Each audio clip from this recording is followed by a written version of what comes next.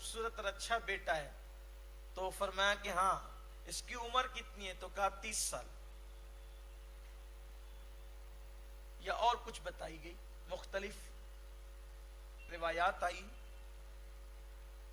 تو آپ نے فرمایا اللہ اس کی اتنی عمر ہے؟ کہاں اتنی ہے. تو کہا میری کتنی ہے؟ تو کہا 1000 سال. اللہ میں اپنی 40 سال کی عمر اپنے اس بیٹے داؤد کو دیتا ہوں علیہ السلام.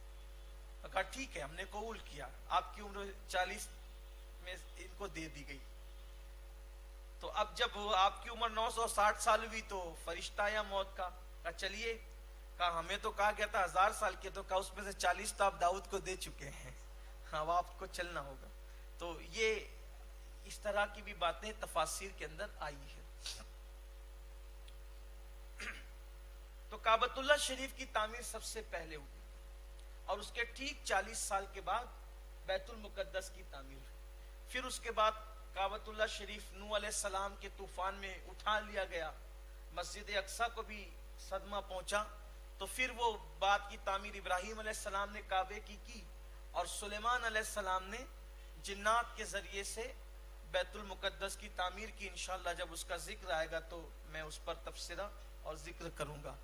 پھر کعبۃ اللہ شریف کے فضائل بیان کیے گئے کہ جو کعبے کا طواف کرے گا تو اللہ تعالیٰ اس کے گناہوں کو بخش دے گا. پھر وہاں پر جو نشانیاں اس کا تذکرہ کیا گیا، وہاں پر ابراہیم علیہ السلام کے جو قدموں کے نشانات ہیں اس کا تذکرہ کیا گیا. اور پھر حرم پاک کا ذکر کیا گیا کہ یہ جو اللہ کا حرم ہے، حرم کی شان یہ ہے کہ جو اس میں داخل ہو جاتا ہے وہ امان میں آ جاتا ہے، امن میں آ جاتا ہے.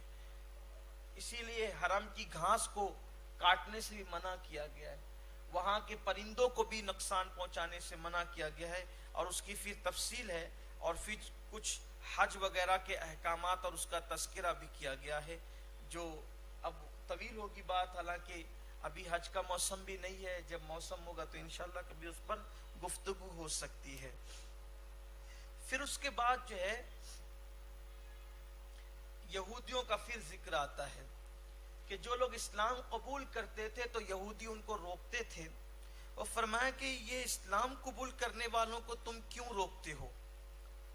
اور تمہارے روکنے سے وہ نہیں رک سکتے، کیونکہ اللہ نے جس کی قسمت میں، جس کی تقدیر میں ایمان لکھ دیا ہے، پھر کسی کے روکنے سے وہ رکنے والا نہیں ہے. اللہ جسے ہدایت دے. درود شریف پڑھ لیں آپ.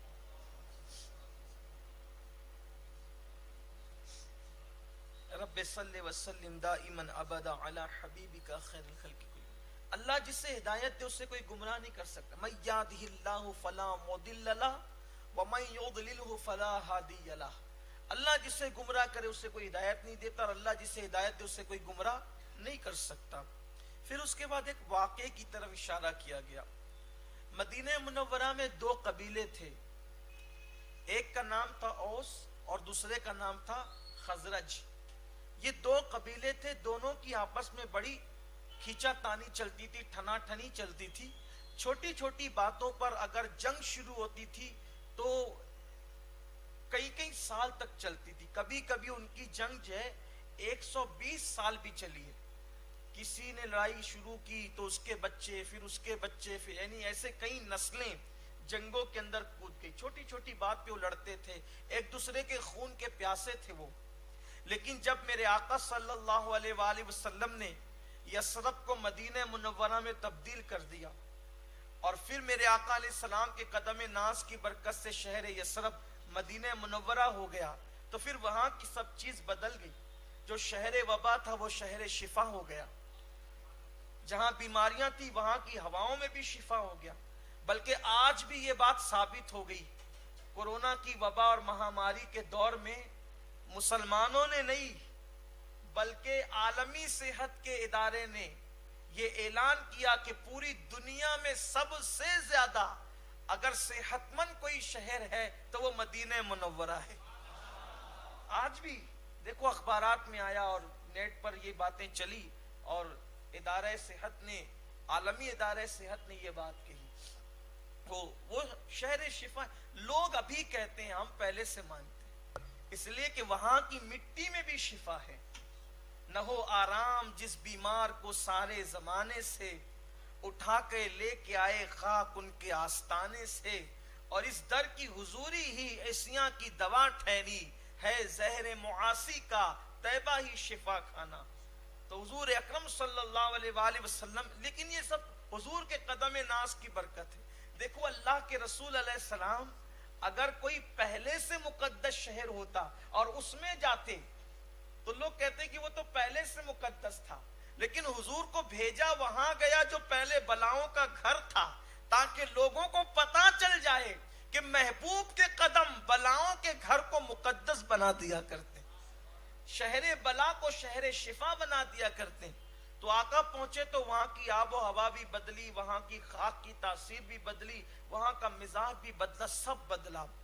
تو اوس اور خزرج بھی حضور علیہ السلام کے فیضان سے محروم نہ رہے، انہوں نے بھی برکت اٹھائی، اور برسوں کی جو دشمنی تھی وہ محبت اور پیار میں تبدیل ہو گئی، الفت میں تبدیل ہو گئی، پھر خوب پیار محبت تھی آپس میں، بھائی بھائی بن گئے تھے۔ تو یہ یہودیوں کو دیکھا نہیں گیا، یہودیوں کو یہ چیز بہت چبھتی تھی، دل کو کھٹکتی تھی کہ یہ لوگ اوس اور خزرج جو ہے، کیونکہ یہود کی عادت ہے، یہ جب تک لڑاتے نہیں ان کو چین نہیں آتا۔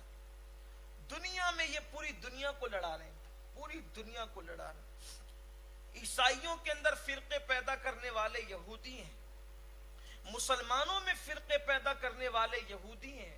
آپ یہودیوں کو پہچانیں، اپنی قوم کے بچے بچے کو بتائیں یہود کی شرارت، ان کے مکر و فریب سے آگاہ رہیں۔ تو اوس اور خزرج کے یہ دونوں لوگ مل کر بیٹھے پیار کی باتیں کر رہے تھے، اس میں سے یہودی پہنچ گئے، اور پہنچنے کے بعد وہ اشعار پڑھنے لگے، وہ لوگ جو ان کے پرانی جنگوں کا جس میں تذکرہ تھا۔ اب جب وہ اشعار پڑھنے لگے تو وہ محبت پھر جذبات میں تبدیل ہو گئی، اور آپس میں لڑائی شروع ہونے والی تھی۔ اوس اور خزرج دونوں نے اپنی اپنی فوجیں صفے میں کر لی، ہتھیار تان لیے، نیزے تان لیے، تلواریں تان لی۔ اب جنگ شروع ہی ہونے والی تھی، اور یہودی اس پہ ہنس رہے تھے کہ ہمارا تیر کامیاب ہو گیا۔ اتنے میں اللہ کے رسول علیہ السلام بیچ میں جا کر کھڑے ہو گئے اور فرمایا کہ تم کیا کر رہے ہو، تم کیا کر رہے ہو، اور پھر ان کو جھنجھوڑا میرے آقا علیہ السلام نے۔ بس تلواریں پھر اندر چلی گئی، اور ایک دوسرے سے لپٹ لپٹ کر رونے لگے اور معافی مانگنے لگے۔ اللہ نے اس کا ذکر فرمایا کہ تم یہودیوں کی، جبکہ تم میں اللہ کا رسول موجود ہے، اس کا تذکرہ ہوا۔ اور پھر اس کے بعد مسلمانوں کو، تمام عالمین کے مسلمانوں کو ایک پیغام دیا گیا، اللہ کی رسی کو مضبوطی سے پکڑو اور فرقوں میں مت بٹو۔ اللہ کی رسی کو مضبوطی سے پکڑو اور فرقوں میں مت بٹو۔ اللہ کو فرقے پسند نہیں ہے۔ حضور علیہ السلام ہمیں ایک امت اور ایک ملت بنانے کے لیے آئے تھے، اور انہوں نے بنایا بھی تھا، لیکن اس ملت کی وحدت کو پارا پارا کیا یہودی اور صہیونی سازشوں نے، صہیونی سازشوں نے اس امت کی وحدت کو پارا پارا کیا۔ اچھی طرح یاد رکھنا، دنیا کی کوئی اسلام دشمن طاقت مسلمانوں سے لڑ کر کبھی کامیاب نہیں ہو سکتی۔ اگر وہ ڈائریکٹ لڑنے آئے، بدر میں کیا انجام ہوا؟ نہیں جیت سکے۔ احد میں کیا انجام ہوا؟ نہیں جیت سکے۔ نقصان پہنچایا لیکن جیت بھی نہیں سکے۔ حنین میں کیا انجام ہوا؟ خیبر میں کیا انجام ہوا؟ خندق میں کیا انجام ہوا؟ انجام ان کا یہی ہوا۔ اس لیے انہوں نے سوچا، پھر اس کے بعد صلاح الدین سے لڑے، کیا انجام ہوا؟ پھر اس کے بعد سلجوکیوں سے لڑے، کیا انجام ہوا؟ پھر اس کے بعد جو ہے وہ ترکوں کا دور آیا، جو پوری تاریخ ہے، عثمانیوں کا دور، ترکوں کا دور، اس میں کیا انجام ہوا؟ نہیں ٹک سکے۔ اس کے بعد ان لوگوں نے سوچا، اس کے بعد انہوں نے سوچا کہ مسلمانوں سے ڈائریکٹ لڑنا نہیں، ان کو آپس میں لڑاؤ، ان سے لڑ کر نہیں جیت سکتے، ان کو لڑا کر جیت سکتے۔ اور وہی ہو رہا ہے۔ مسلمانوں، اللہ کی رسی کو مضبوطی سے پکڑو، اللہ کو فرقے پسند نہیں، فرقہ واریت ختم کرو۔ میں آج آپ کو ایک بات پیش کرتا ہوں خصوصاً نوجوانوں کو. اللہ کی رسی مضبوطی سے پکڑو, فرقوں میں مت بٹو. اللہ کی رسی کیا ہے؟ اس پر مختلف اقوال ہے. ایک قول تو یہ کہ قرآن اللہ کی رسی, ایک قول یہ مصطفیٰ جان رحمت اللہ کی رسی, ایک قول یہ کہ اہل بیت اللہ کی رسی ہے. ٹھیک, 3 اقوال میں نے پڑھ دی. اللہ کی رسی پکڑو, فرقوں میں مت بٹو. مطلب یہ ہے کہ جو عقیدہ قرآن کا ہے, جو عقیدہ صاحب قرآن کا ہے, اور جو عقیدہ صحابہ اور اہل بیت کا ہے, اس عقیدے پر پوری امت متحد ہو جائے. اس لیے کہ یہود کے بہکاوے پر اور یہود کے خرید زر خرید غلام ہر دور میں الگ الگ علماء سو کی شکل میں, علماء بد کی شکل میں, جہنمی اور گمراہ گر علماء کی شکل میں ہر دور میں خریدے ہوئے لوگ رہے ہیں, جنہوں نے فرقے بنائے اور امت مسلمہ کو انہوں نے توڑنے کی کوششیں کی. میں تو اپنے نوجوانوں سے اللہ کے گھر میں بیٹھ کر کے یہ اعلان کر کے کہتا ہوں, ہندوستان میں 1857 کے بعد جتنے فرقے پیدا ہوئے ہیں سب کو جوتے کی نوک پہ رکھ دو. اس نے بہت نقصان کیا. جتنے بھی پیدا, تحقیق کرو, ڈھونڈو, تاریخ پڑھو, کون 1857 کے بعد سب کو جوتے کی نوک پہ رکھ دو. اس لیے کہ 1857 کے بعد جتنے فرقے بنے ہیں سب بنانے والے انگریز ہیں. بانٹ دیا انہوں نے, لڑاؤ اور حکومت کرو کے تحت. مت مانو ان کی بات, اسی کی بات مانو جو صفا کے چبوترے سے سلسلہ چلا آ رہا ہے. کڑیاں جڑی ہوئی ہے, کڑیاں ملی ہوئی ہے, اور اسی عقیدے پر ساری امت متحد ہو. پوری قوم کو دعوت دو کہ اسی عقیدے پر متحد ہو جاؤ جو عقیدہ صحابہ اور اہل بیت کا عقیدہ ہے. وہ عشق کی بولیاں, وہ محبت کی بولیاں, وہ پیار کی بولیاں, کیا بولیاں تھی, کیا بولیاں بدل گئی. امت لڑنے لگی آپس میں. حضور اکرم صلی اللہ علیہ وآلہ وسلم مرکز ہیں, محور ہیں, مرکزی عقیدت ہیں. سب کچھ حضور علیہ السلام اللہ کے بعد. حضور علیہ السلام کی ذات ہی نقطہ اتحاد ہے, کیونکہ قرآن کہتا ہے اللہ کی رسی کو مضبوطی سے پکڑو. تو حضور علیہ السلام کا دامن پکڑ کر سب متحد ہو جائیں. لیکن حضور علیہ السلام کو مناظرے کا عنوان بنایا. حضور علیہ الصلوۃ والتسلیم کو معاذ اللہ متنازع کرنے کی کوشش کی, ان کی سیرت کو متنازع کرنے کی کوشش کی. دیکھو کیا بولی تھی صحابہ کی, کاش کہ ہم صحابہ کی بولی بولتے. ایک دن کسی نے فاروق اعظم سے پوچھا, امیر المومنین آپ اللہ سے زیادہ محبت کرتے ہیں یا رسول اللہ سے زیادہ محبت کرتے ہیں؟ کتنا نازک سوال تھا, جواب کیا دیتے؟ لیکن فاروق اعظم کا جواب یہ تھا, فرمایا مجھے اللہ کا پتہ محمد کے ذریعے سے ملا ہے. یہ بولی تھی. فرماتے میں تو لات و حبل کو پوچھتا تھا, اللہ کا پتہ, اللہ کی معرفت مجھے محمد عربی کے ذریعے سے ملی.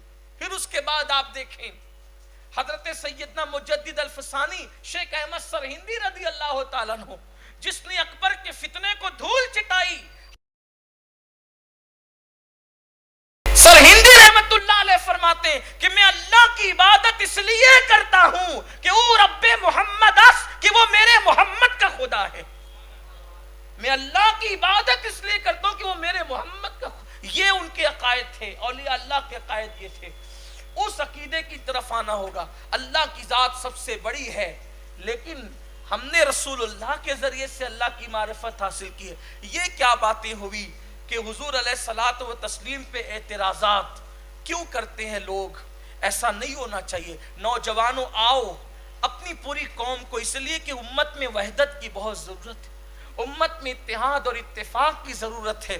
امت کو فرقوں کی ضرورت نہیں ہے. فرقوں پہ لات مارو, لعنت کرو فرقہ واریت پر. امت کو متحد. میں تو یہ کہتا ہوں کہ پہلے جو ہو چکا سو ہو چکا. اب قوم کے حالات اور قوم کے معاملات اور قوم کے مسائل نوجوانوں کو سنبھالنا ہے. قوم کی قیادت نوجوانوں کو کرنا ہے. اس لیے پہلوں کو بے وقوف بنایا گیا.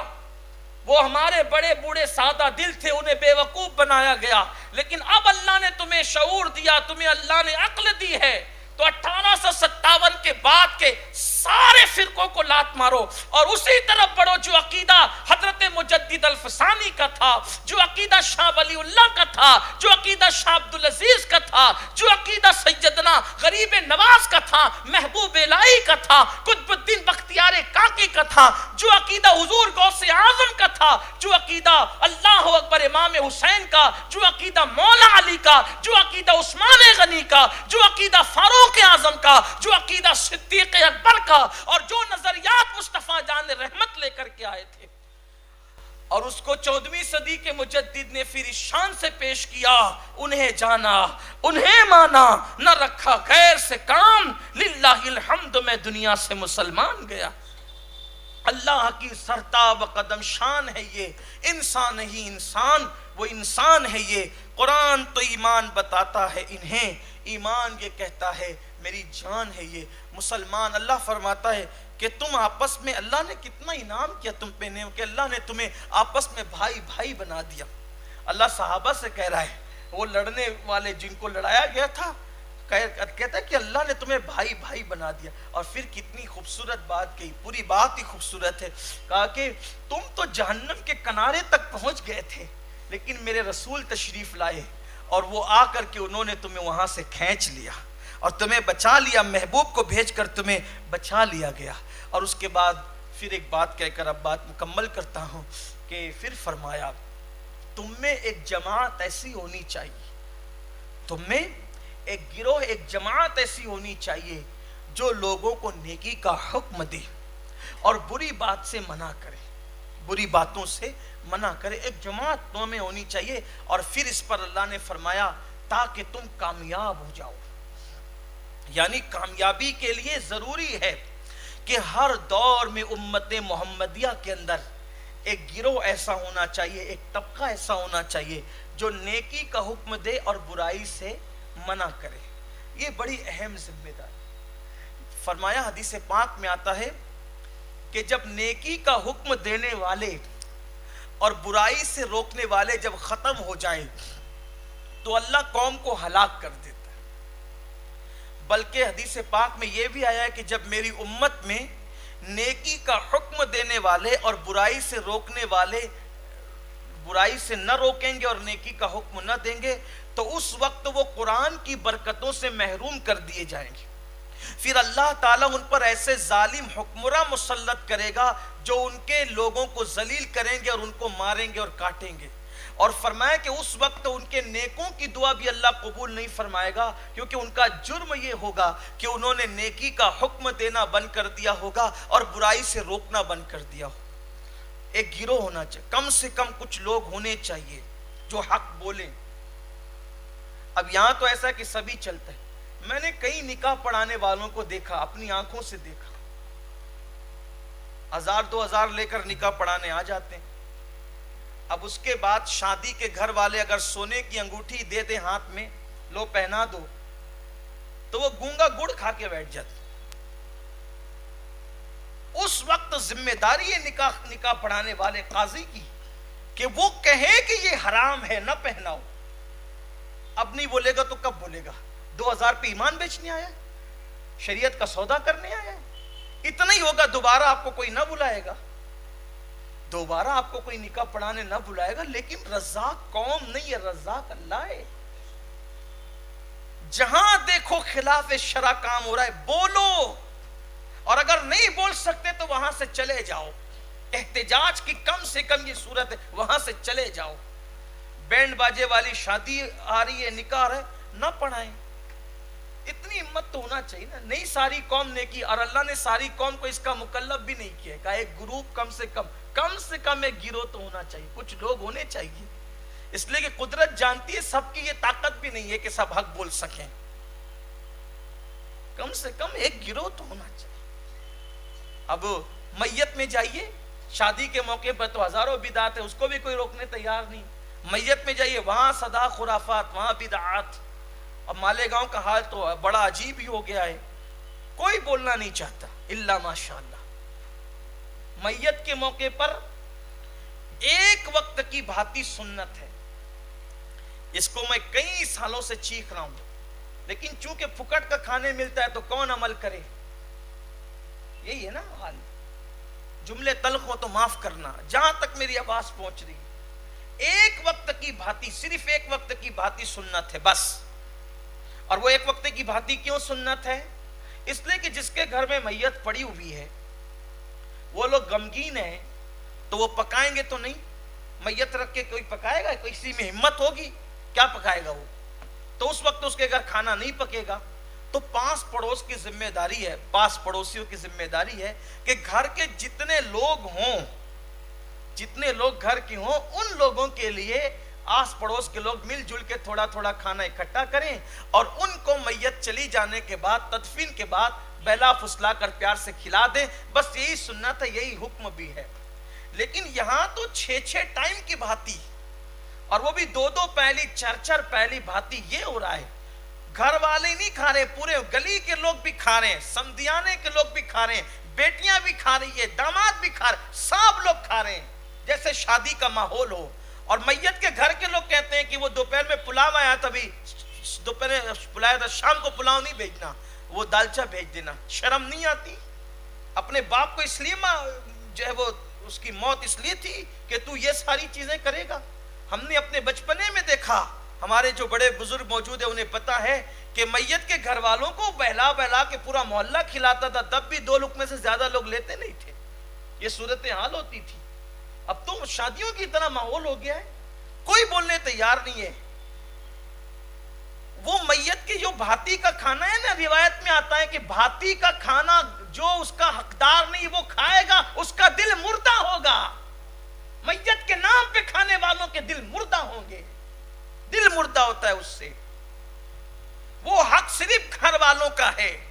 یا اگر کوئی باہر سے ایسا مہمان میت میں آ گیا کہ اب وہ اس کا کوئی مکان نہیں ہے، وہ کہیں اور جا کر نہیں کھا سکتا، تو اس کا حق ہے جو ان کے یہاں مہمان بن کے ٹھہرا ہے، باہر سے آیا ہوا ہے۔ جن کے گھر شہر ہی کے اندر گھر ہو، مکانات ہو، وہاں جا کے کھا سکتے ہیں، ان کی دعوت کا کیا مطلب ہے؟ اور اب تو یہ بھی اس پہ بھی دھندا چل پڑا ہے، یہ بھی اس پہ بھی دھندا چل پڑا ہے۔ مجھے بتایا لوگوں نے کہ اب ایسا ہوتا ہے کہ محلے میں کوئی ایک بڑا بن جاتا ہے، جو اصل بڑے نہیں ہیں ان کی بات نہیں کر رہا ہوں، جو اصل بڑے وہ اچھے لوگ ہیں، کوئی ایسی انٹو پنٹو آدمی اٹھ کے کھڑا ہو جاتا ہے، سب سے پیسہ جمع کرتا ہے۔ اب سب رہتے ہیں مصروف، اس نے دیا 300، اس نے دیا 300، اس نے دیا 300، اس نے سب نے 300 500 دے دیے۔ اب جتنی بھاتی آئی اس میں سے بھاتی لایا، باقی پیسہ بچا وہ اڑا لیتا ہے۔ ہر محلے کے اندر 2-4 ایسے پیدا ہو گئے جو بھاتی کے نام پہ پیسہ کھا رہے ہیں۔ میں آپ سے کہنا چاہتا ہوں، آپ کہیں بھی میت ہو، اللہ نہ کرے اگر آپ کے گھر میں میت ہو، تو آپ خود اٹھ کر کھڑے ہو کر کے کہیں کہ ایک وقت کی بھاتی سنت ہے، صرف ایک وقت کی کوئی لائے، وہ بھی قریب کا کوئی آدمی رشتہ دار۔ میں کہتا ہوں نا کہ غریب سے غریب بھی آدمی ایک گھر کے لوگوں کو کھلا سکتا ہے، یا 2 پڑوسی مل کے کھلا سکتے ہیں۔ 2 پہلی 4 پہلی 1 پہلی بھاتی کی کوئی ضرورت نہیں۔ اس بدعت کو ختم کرو، اس بدعت کو، عید جیسی تمام بدعتوں کا خاتمہ کرو، یہ اپنی ذمہ داری ہے۔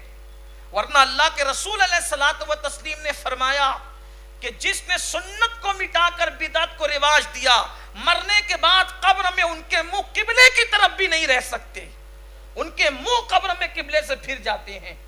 اس لیے ہر مسلمان کی ذمہ، میں کہتا ہوں چلے 6 ٹائم کوئی کھلا دے گا، 7ویں ٹائم تو آپ کو پکانا ہی ہے نا گھر میں، تو 7ویں ٹائم پکانا ہے تو دوسرے ٹائم پکاؤ نا۔ کون زندگی بھر کھلائے گا؟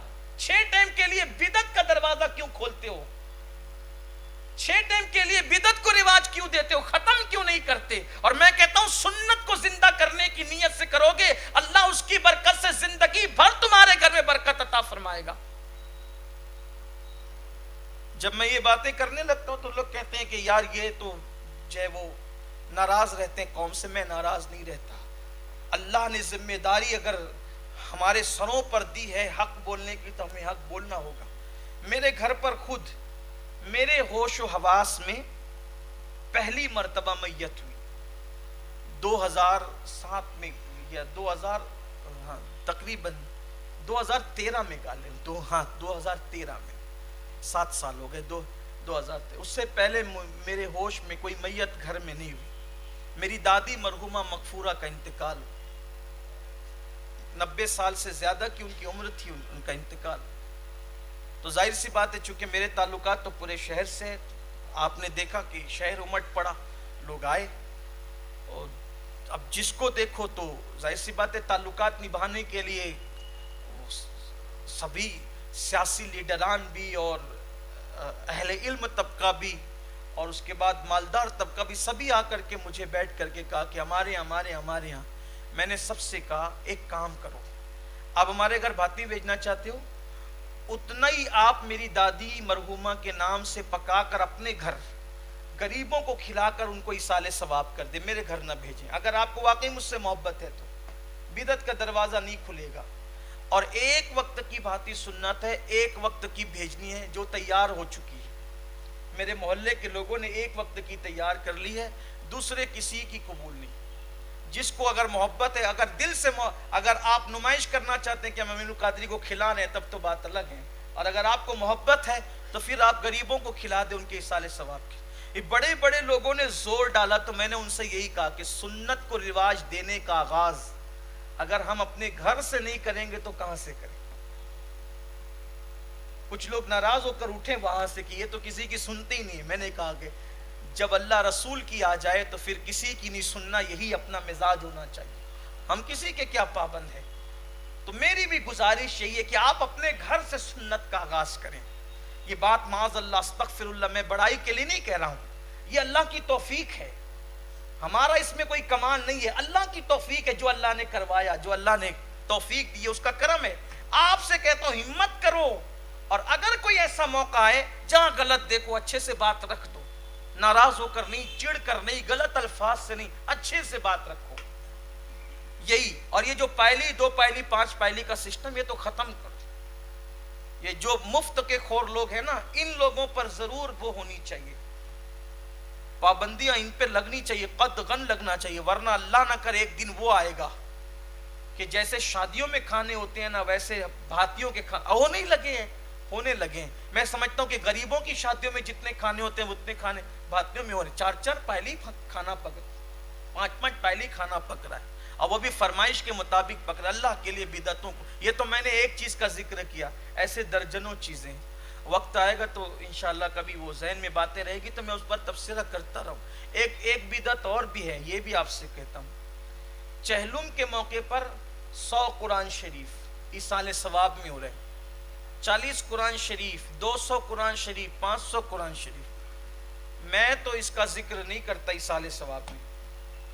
ایک جگہ گئے تو کہا 100 قرآن شریف، تو میں نے کہا کس نے پڑھا؟ تو کہا وہ مدرسے کے بچوں سے پڑھوایا تھا اور ایک قرآن کے عوض میں 50 روپے دیے تھے، تو کہا اسی لیے قرآن آیا تھا۔ اجرت دے کر قرآن پڑھانا بھی حرام ہے اور اجرت لے کر قرآن پڑھنا بھی حرام ہے۔ اور مدرسے کے بچوں کو میں نے پڑھتے دیکھا ہے اپنے مدرسہ پڑھنے کے دور میں، اور سبق یاد کرتے کرتے آدھے ہو جاتے ہیں، وہ سبق یاد کرتے کرتے آدھے ہو جاتے ہیں، اور جب ان کو ایکسٹرا پڑھنے کے لیے بولتے تو وہ یہ ایک ادھر سے پلٹتے تھے۔ میرے جو احباب تھے ان کی بات کر رہا ہوں، وہ لوگ سن بھی رہے ہوں گے لیکن ابھی وہ سدھر گئے ہیں، بڑے ہو کر کے ان کو شعور آ، بچپنا تھا ان کا بھی، بچپنا تھا، تو وہ 3-4 ایک ساتھ پلٹتے تھے، اور وہ 5-10 منٹ میں پورا قرآن ختم ہو جاتا۔ کوئی سنے تو برا نہیں مانے، میں حق بات کہہ رہا ہوں۔ ہمارے یہاں بھی لوگ آتے اتنی چادر پڑھ دو، میں کہا یہ یہاں نہیں، یہ ادھر جاؤ اور کہیں، یہ یہاں نہیں، یہاں اس کا گزر بسر نہیں۔ بلکہ ہمارے مدرسے کے بچوں کو تو ہم قرآن خوانی میں بھی نہیں بھیجتے۔ قرآن خوانی کا ایک ہی ٹائم ہوگا عصر کے بعد، جو ان کی پڑھائی کا ٹائم نہیں ہے، بس اس کے بعد کسی ترم کھا کے آؤ نہیں آئیں گے بچے۔ ہمارے یہاں یہ نظام ہے، بچے پڑھنے آئے، قرآن خوانی کرنے نہیں آئے، بچے دعوتیں کھانے نہیں آئے، یہاں پڑھنے آئے، وہ پڑھیں گے، صرف پڑھیں گے۔ اللہ کا شکر ہے پھر آپ کوالٹی دیکھ رہے ہیں الحمدللہ، ایک بیٹھک میں ایک بچہ قرآن سناتا ہے، جو فارغ ہوتا ہے وہ تراویح سناتا ہے۔ ہاں، یہ صرف پگڑی والے حافظ جی نہیں ہیں، الحمدللہ تراویح سنانے والے حافظ جی ہے، کیونکہ جو حساب سے محنت ہو رہی ہے ان پر اللہ کا شکر ہے، اللہ کا احسان ہے۔ آپ سے یہ کہتا ہوں، آپ کیوں پیسہ دے کے قرآن پڑھا رہے ہیں؟ اجرت کیوں دے رہے ہیں؟ آپ خود صحیح 3 بار، صرف 3 بار قل ہو اللہ پڑھ لو، اپنے باپ کو ایصال ثواب کر دو، آپ کے باپ کی مغفرت کے لیے وہی 3 قل ہو اللہ کافی ہے، ایک بسم اللہ شریف ہی کافی ہے۔ اس کا خیال کرنا ہوگا. اللہ تعالیٰ میری قوم کو توفیق عطا فرمائے اور اللہ بدعتوں کا خاتمہ فرمائے. تو یہ میری گزارش ہے, ایک گروپ کی ضرورت ہے جو نیکی کا حکم دے اور برائی سے روک, کسی کی پرواہ نہ کرے, اچھے سے بات. ادعو الی سبیل ربک بالحکمہ والموعظۃ الحسنہ, کہ لوگوں کو اللہ کی طرف بلاؤ حکمت کے ساتھ اور جو ہے وہ اچھی گفتگو کے ساتھ بلاؤ, حکمت اور اچھی گفتگو کے ساتھ, مواعظ حسنہ کے ساتھ اللہ کی طرف لوگوں کو بلاؤ. اللہ کا شکر ہے کہ یہاں پر ہمارے مالیگاؤں کے بہت سارے علماء اہل سنت یہ کام کر رہے ہیں. اہل سنت کے علماء اس میں مصروف ہیں. ساتھ ہی ساتھ اللہ کا شکر ہے کہ سنی دعوت اسلامی میں کبھی اس میں حصہ ہے. اللہ تعالیٰ قبول فرمائے. آپ سے بھی کہتا ہوں, آپ نہیں دوسرے کو کہہ سکتے, لیکن کم سے کم اپنے گھر سے اس کا آغاز کریں, اپنے گھر سے اس کی شروعات کریں اور بدعات کا خاتمہ کریں. اللہ تعالیٰ ہمیں بدعتوں سے محفوظ رکھے اور اللہ ہمیں سنت پر قائم رکھے. وقت جو ہے وہ کچھ زیادہ ہو گیا آج, حالانکہ آج سیدہ پاک, سیدہ کائنات, مخدومہ کائنات, ملکہ فردوس بری, سیدہ طیبہ طاہرہ, خاتون جنت, خاتون قیامت, سیدہ فاطمۃ الزہرا رضی اللہ تعالیٰ عنہا کے وصال کی شب ہے, اور ہر سال ان کی زندگی پر طویل گفتگو ہوتی ہے, لیکن گھڑی پر نظر نہیں گئی اور بات طویل ہوتی چلی گئی. مختصر میں سیدہ پاک کی بارگاہ میں یوں خراج پیش کر دیا جائے کہ سیدہ پاک کی عظمت اور بزرگی کا اندازہ اس بات سے لگائیں کہ وہ محبوب خدا کی بھی محبوب بیٹی ہے, یعنی محبوب خدا کی محبوب ہیں, وہ اللہ کے محبوب کی محبوب ہیں. اور حضرت استاد زمن کہتے ہیں, اللہ کا محبوب بنے, اللہ کا محبوب بنے جو تمہیں چاہے, اللہ کا محبوب بنے جو تمہیں چاہے, اس کا تو بیاں ہی نہیں ہے تم جسے چاہو.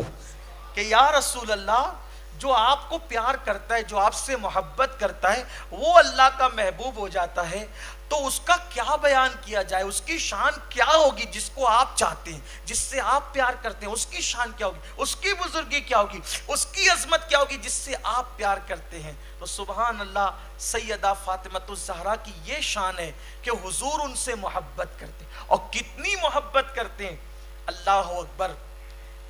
سیدہ فاطمۃ الزہرا کا مکان, سیدہ فاطمۃ الزہرا کا مکان حضور علیہ السلام کے مکان کے بالکل بازو میں تھا, اب بھی ہے.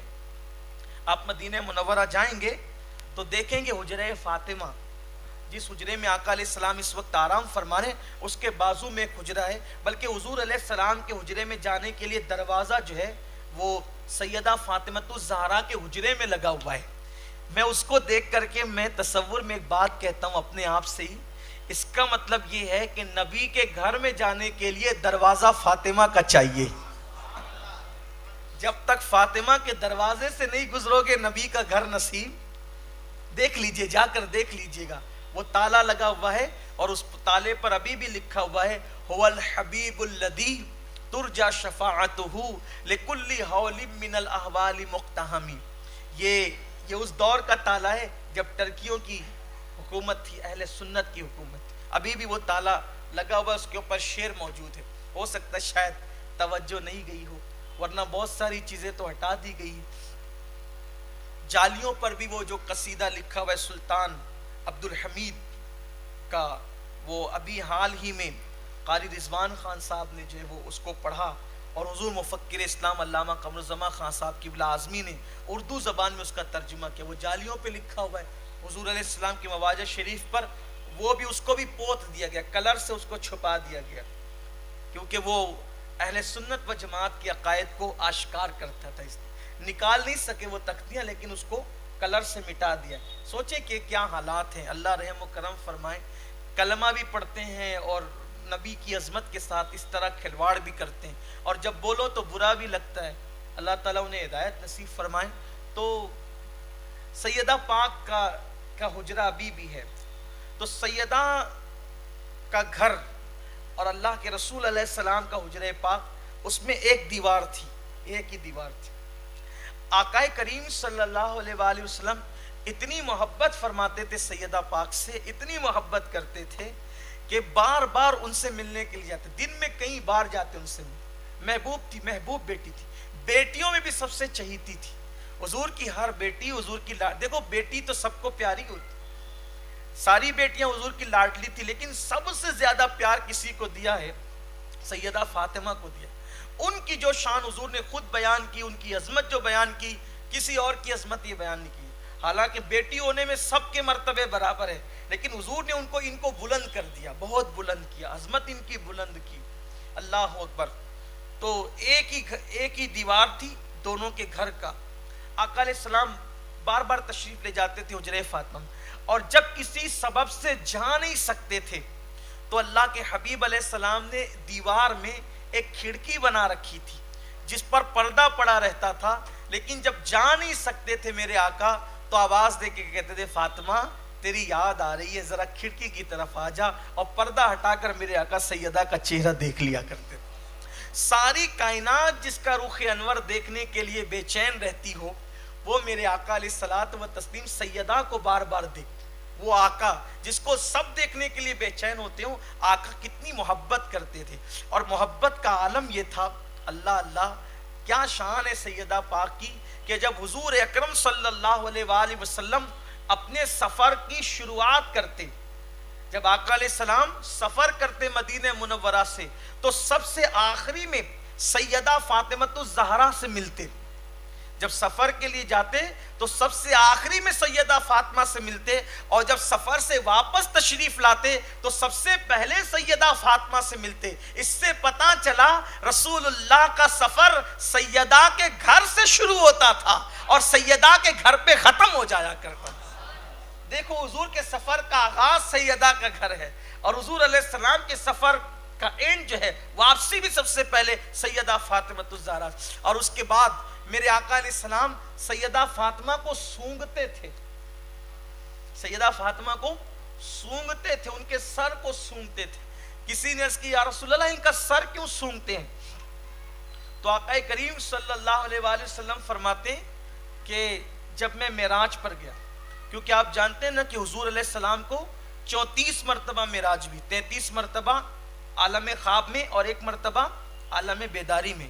تو یہ وہ 27ویں رجب والی معراج کا ذکر نہیں ہو رہا ہے، یہ جو ہے وہ اس سے پہلے کی معراج کا جو خواب میں ہوئی اس معراج کا، کیونکہ جو 27ویں رجب کو معراج ہوئی ہے وہ سیدہ خدیجہ کے وصال کے بعد ہوئی ہے، تو یہ اس معراج کا ذکر نہیں ہے. اور حضور علیہ السلام کو 34 بار معراج ہوئی، اس کو خیال رکھنا چاہیے. لوگ معراج کے واقعات میں الجھ جاتے ہیں کہ یہ ایسا تو وہ ایسا، وہ ویسا کیوں؟ تو 34 معراج ہے نا، تو کس معراج کی بات ہو رہی ہے، اس لیے اس کی وضاحت ضروری ہے. تو آقا علیہ السلام فرماتے ہیں میں معراج پر گیا، وہی خواب والی معراج. فرماتے ہیں تو میں جنت کی سیر کر رہا تھا، تو میں نے دیکھا جنت میں ایک خوبصورت جو ہے وہ ایک خوبصورت پھول کھلا ہوا، ایک خوبصورت پھول، اور اس کی خوشبو بہت دل کو بھاتی، من بھاتی خوشبو ہے. تو سرکار نے پوچھا یہ کیا ہے؟ جبریل نے اس کے یہ زہرا، یہ کیا ہے؟ زہرا ہے آقا. اللہ اکبر.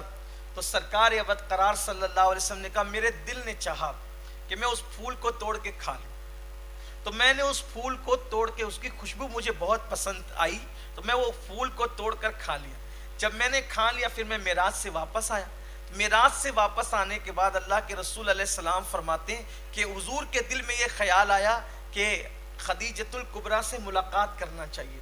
تو آقا فرماتے ہیں پھر جناب خدیجۃ الکبریٰ سے حضور علیہ السلام نے ملاقات فرمائی، اور اسی رات سیدہ فاطمہ اپنی ماں کے شکم میں آئی. تو آقا فرماتے وہ جنتی پھول، وہ جو میں نے دیکھا تھا نا وہاں، وہ زہرا، وہ کلی، تو میری بیٹی انسانی روپ میں وہ جنتی پھول ہے. تو جب میں اس پھول کی خوشبو کو، وہ جنت کے پھول کی خوشبو کو جب میں سونگنا چاہتا ہوں تو میں فاطمہ کا سر سونگ لیا کرتا ہوں. اور ایک مقام پہ آقا نے یہ بھی فرمایا کہ میری بیٹی فاطمہ عورتوں میں وہ ہیں، حیا کے پردے میں کہتا ہوں سب سمجھ جائیں گے کہ سیدہ فاطمہ تنہا پوری کائنات میں ایک عورت ایسی ہے کہ جن کے یہاں ظہر کی نماز کے وقت امام حسن کی پیدائش ہوئی. امام حسن کی پیدائش کب ہوئی؟ ظہر کی نماز کے وقت. اور سیدہ فاطمہ نے ظہر بھی پڑھی اور عصر بھی پڑھی.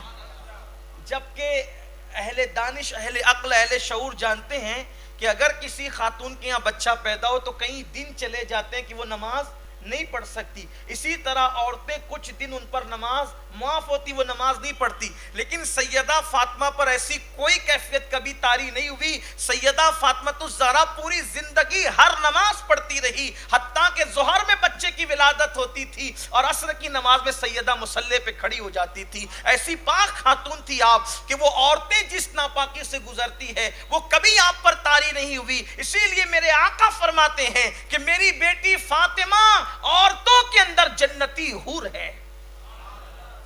یعنی جنتی حوروں کی جو صفت ہے، جنتی حور سے مراد جنتی حوروں کی وہ کیفیت جو ہے، اللہ تعالیٰ نے دنیا میں سیدہ فاطمہ الزہرا سے ظاہر فرمایا کہ اللہ تعالیٰ نے آپ کو اس نسوانی عوارض سے محفوظ رکھا. اور میرے آقا نے فرمایا الفاطمۃ بضعۃ منی، کہ فاطمہ میرے جگر کا ٹکڑا ہے. فاطمہ کو راضی کرنے سے اللہ راضی ہوتا ہے اور فاطمہ کو ناراض کرنے سے اللہ ناراض ہوتا ہے. ایک مرتبہ ایک کافر نے مولائے کائنات سے کہا، پیشکش کی مولائے کائنات سے ایک کافر نے کہ میں اپنی بیٹی تمہارے نکاح میں دیتا ہوں. ایک کافر نے کہا کہ میں اپنی بیٹی تمہارے نکاح میں، اس نے پیشکش کی. تو یہ بات اللہ کے رسول علیہ الصلوۃ والتسلیم کے کان تک پہنچی تو اللہ کے حبیب علیہ السلام نے فرمایا کہ نہیں، اللہ کے دشمن کی بیٹی اور اللہ کے محبوب کی بیٹی، دونوں بیٹیاں علی کے نکاح میں ایک ساتھ جمع نہیں ہو سکتی. اور پھر میرے آقا علیہ السلام نے فرمایا علی جب تک کہ فاطمہ موجود اور زندہ رہے ظاہری طور پر، اس وقت تک دوسری بیوی کے ساتھ تمہارا نکاح حرام کیا جاتا ہے، تمہیں دوسرے نکاح کی اجازت نہیں ہے. یہ سیدہ فاطمہ الزہرا کی شان ہے. کسی اور خاتون کے لیے یہ قانون نہیں، صرف سیدہ فاطمہ الزہرا کے لیے، کہ سیدہ فاطمہ کا دل دکھنے پر اللہ ناراض ہوتا ہے اور سیدہ فاطمہ کی رضا پر اللہ راضی ہوتا ہے. ہے کوئی ایسی خاتون؟ اور اللہ تبارک و تعالیٰ نے مرتبہ کیا عطا فرمایا کہ سیدہ فاطمہ الزہرا سے حضور علیہ السلام نے جو محبتوں کا اظہار کیا وہ یہ کہ جب بھی سیدہ پاک تشریف لاتی تو آقا علیہ السلام ان کے لیے اٹھ کر کے کھڑے ہوتے اور آقا علیہ السلام ان کے ہاتھ چومتے ان کی عزت بڑھانے کے لیے اور فرماتے کہ تجھ پہ میرے ماں باپ قربان ہو جائیں. اور حدیث پاک میں آتا ہے، الصواعق المحرقہ میں بھی یہ حدیث موجود ہے کہ آقا علیہ السلام نے فرمایا کہ جب سیدہ فاطمہ الزہرا پل صراط سے گزرے گی، وہ پل صراط جس سے سب کو گزرنا ہوگا، نیک، پرہیزگار، گنہگار، مجرم، سیاکار، اچھے برے سب کو گزرنا ہوگا، اور وہ بال سے زیادہ باریک اور تلوار سے زیادہ تیز ہے اور جہنم پر وہ پل ہے. تو حدیث پاک میں آتا ہے کہ جب سیدہ فاطمہ کے گزرنے کا وقت آئے گا تو عرش کے نیچے سے آواز دی جائے گی، اے محشر والو اپنی گردن کو جھکا لو، آنکھوں کو بند کر لو، محمد الرسول اللہ کی بیٹی سیدہ فاطمہ پل صراط سے گزر رہی ہے. اور سیدہ فاطمہ الزہرا جس وقت پل صراط سے گزرے گی تو 70,000 حوریں، 70,000 جنتی حوریں کنیز کی شکل میں سیدہ فاطمہ الزہرا کے آگے پیچھے ہوگی اور وہ بجلی کی طرح گزر جائے گی. سوچے کیا شان ہے، کیا مقام اور کیا مرتبہ ہے. یہاں ایک مختصر بات عرض کر کے اب بات مکمل کرتے ہیں، اس لیے کہ ایک منقبت بھی ہمیں جو ہے وہ سیدہ پاک کی سننا ہے، چند اشعار، پھر اس کے بعد محفل مکمل ہوگی. کہ ایک دن مولائے کائنات گھر تشریف لائے تو آپ کے چہرے پر آثار جو تھے کچھ فکر کے تھے. تو سیدہ نے پوچھا کہ آپ کچھ پریشان سے لگتے ہیں آج. تو مولائے کائنات نے کہا ہاں، آج حضرت سلیمان علیہ السلام کی بیٹی کا ذکر کیا حضور علیہ السلام نے. آج حضرت سلیمان علیہ السلام کی بیٹی کا ذکر کیا حضور علیہ السلام نے اور بتایا کہ سلیمان بادشاہ تھے اور بیٹی کی شادی کی تو داماد کو بہت سے تحفے دیے تھے اور بیٹی کو ہی بہت سے تحفے دیے تھے، یہ اور یہ اور یہ، اس کی ایک پوری تفصیل تھی. सैयदा को ऐसा लगा कि कहीं मौला अली के जहन में ऐसी कोई बात तो नहीं आ गई कि वहां से इतना मिला और यहाँ तो कुछ भी नहीं। हालांकि ऐसी कोई बात नहीं हो सकती थी। ये मैं समझता हूँ कि तबसरा करने वालों की ये खाम ख्याली हो सकती है, न वहाँ ये बात थी न यहाँ ये बात थी। अलबत्ता सैयदा पाक ने जब सुलेमान अलैहिस्सलाम की बेटी का तस्करा सुना तो आपके जहन में ख्याल आया कि काश सुलेमान अलैहिस्सलाम की बेटी की हैसियत क्या है और शान क्या है, और मोहम्मद रसूलुल्लाह की बेटी की हैसियत और शान क्या है, काश अल्लाह ताला ये अली पर आश्कार कर दे। और बस ये ख्याल आना ही था, मौलाए कायनात की आँख लगी तो क्या देखा कि जन्नत में है और सैयदा फातिमतुज़ ज़हरा जन्नत के तख्त पर जलवा अफरोज है और एक कनीज जो है उनको जूती पहना रही। एक कनीज जन्नत में उनको जूती पहना रही, कनीज की शक्ल में, या वो कनीज है या नहीं है वो, लेकिन कोई जूती पहनाने वाला जूती पहना रहा है, जूती पहना। तो मौलाए कायनात ने पूछा सैयदा कौन है ये जन्नत में जूती पहनाने वाली कौन है? तो सैयदा ने कहा कल बाबा ने जिस सुलेमान की बेटी का जिक्र किया था, जिसकी शादी का, ये वही लड़की है जिसे जन्नत में जूतियां पहनाने के लिए फातिमा की खिदमत के लिए मुकर्रर किया गया। ये शान है सैयदा पाक की। और वो हदीस पाक तो आप मुझसे कई बार सुन चुके हैं कि सैयदा की शान क्या है, कि एक मर्तबा सैयदा ने हुजूर से पूछा कि या रसूल अल्लाह जन्नत में सबसे पहले कौन जाएगा?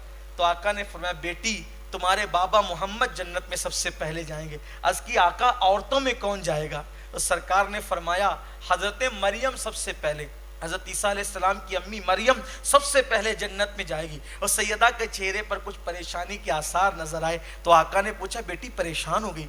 अर्ज की आका मैं तो ये सोच रही थी कि जन्नत में मर्दों में सबसे पहले आप जाएंगे, अगर मैं औरतों का नाम लूंगी तो आप मेरा नाम लेंगे, लेकिन आपने तो मेरा नाम लिया नहीं, आपने तो मरियम का नाम लिया। हुजूर ने मुस्कुरा के कहा बेटी हमने जो कहा वही होगा कि मरियम ही सबसे पहले जन्नत में जाएगी, लेकिन मंजर ये होगा जिस सवारी पर तुम बैठी रहोगी उसकी नकेल पकड़कर मरियम चल रही होगी, वो खादिमा बनकर पहले जाएगी, तुम मखदूमा बनकर बाद में जाओ। क्या शान है। हजरत ईसा अलैहिस्सलाम की अम्मी जिनकी नकेल पकड़कर, जिनकी सवारी की नकेल पकड़कर खादिमा बनकर, ये सैयदा की खादिमाओं की शान है कि जनाब मरियम ईसा अलैहिस्सलाम की अम्मी सैयदा की खादिमा, सुलेमान अलैहिस्सलाम की बेटी सैयदा की खादिमा। तो जब खादिमा की शान ये है तो मखदूमा कायनात की शान का आलम क्या होगा। आज उनके विसाल की शब है, अल्लाह उनका सदका पूरी कौम को अता फरमाए, पूरी उम्मत को अता फरमाए, और अल्लाह उनके सदके हमें दोनों जहान की नेमतों से बरकतों से माला माल फरमाए। हमारे भाई रिजवान से गुजारिश है कि चंद अशार सैयदा पाक की मनकबत के पढ़ दें। उतने वक्त में आप एक बार सूरह फातिहा 3 बार कुल अल्लाह शरीफ पढ़ लें।